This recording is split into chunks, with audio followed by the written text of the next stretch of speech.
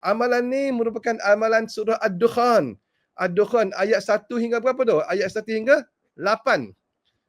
Ayat 1 hingga 8. Bismillahirrahmanirrahim. Hamim. Wal kitabil mubin. Inna anzalnahu fi lailatin mubarakatin. Inna kunna munzirin. Fiha yufraku kullu amrin hakim. Amran min indina. Inna kunna mursilin. Rahmatan min rabbika. Innahu wassami'ul alim. Rabbis samawati wal ard. Wa ma bainahuma in kuntum muqinin. La ilaha illa wahyuhi wa yumit. Rabbukum wa rabbu abaikumul awwalin. Itu ayat tu semua. Tuan-tuan baca berapa kali? Tuan-tuan baca 3 kali saja.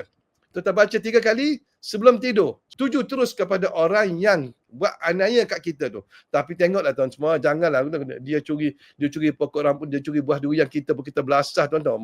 Bukan macam tu dah semua kan. Sebab jika tuan-tuan buat ni, tuan-tuan kalau terjadi tuan-tuan akan tanggung besok.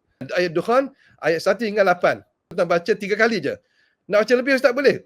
Dah baca 5 ke, 7 ke, 9 ke, 11 ke, terserah pada tuan semua. Paling sikit 3 kali. Nak tuju pada satu orang pun boleh, nak tuju satu kumpulan pun boleh.